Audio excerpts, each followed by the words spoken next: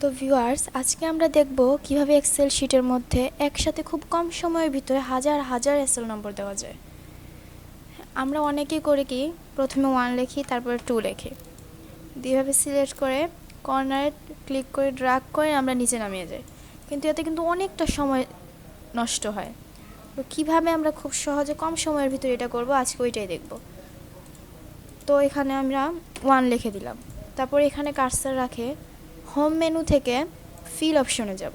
Feel option থেকে সিরিজে click করলে একটা ডায়লগ বক্স ওপেন হবে, সেখান থেকে আমরা কলামটা সিলেক্ট করে দিব, কারণ আমাদের কলামে এসএল নম্বরটা আসবে।